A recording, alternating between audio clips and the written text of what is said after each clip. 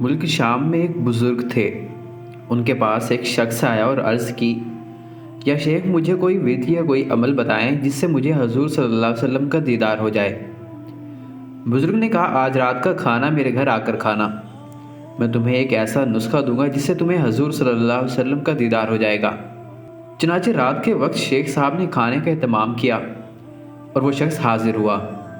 کھانا لا کر اس شخص کے سامنے رکھ دیا گیا جس میں شیخ نے بہت زیادہ نمک ڈالا تھا۔ کھانا کھانے کے بعد اس شخص کو بہت سخت پیاس لگی، لیکن شیخ سے پانی نہیں مانگا۔ کھانا ختم کرنے کے بعد اس شخص نے شیخ صاحب سے کہا، آپ نے وعدہ کیا تھا کہ آپ ورد یا عمل بتائیں گے جس سے حضور صلی اللہ علیہ وسلم کا دیدار نصیب ہو جائے گا، اب وہ نسخہ عطا کر دیں۔ شیخ صاحب نے کہا، آج گھر جاؤ اور جاتے ہی سو جانا اور پانی نہیں پینا، یہی تمہارا عمل ہے۔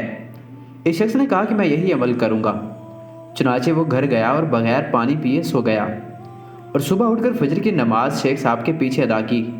پھر شیخ صاحب سے پوچھا، آپ نے کہا تھا گھر جا کر پانی پیے بنا سو جاؤ تو حضور صلی اللہ علیہ وسلم کا دیدار نصیب ہوگا، میرے دل میں بہت خواہش ہے۔ شیخ صاحب نے پوچھا، کیا تم گھر جاتے ہی سو گئے تھے، پانی نہیں پیا تھا؟ اس نے کہا، نہیں پیا تھا۔ شیخ نے کہا، پھر پوچھا، بتاؤ خواب میں کیا دیکھا؟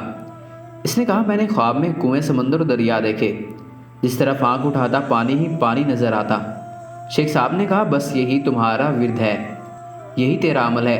اگر تیرے دل میں پانی کی پیاس تھی، پانی کی طلب تھی، تو حقیقت میں تو پانی کا طلبگار تھا۔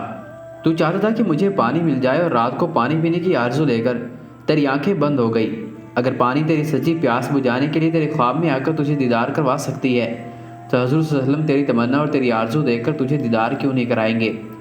اگر تو اسی طرح رات کو حضور صلی اللہ علیہ وسلم کی تمنا کرے گا تو ضرور تجھے حضور صلی اللہ علیہ وسلم کا دیدار نصیب ہوگا۔ ہمیشہ نیک کام کرو اور اللہ کی عبادت کرو، پھر دیکھنا اللہ تجھ پر اپنی رحمت نازل فرمائے گا۔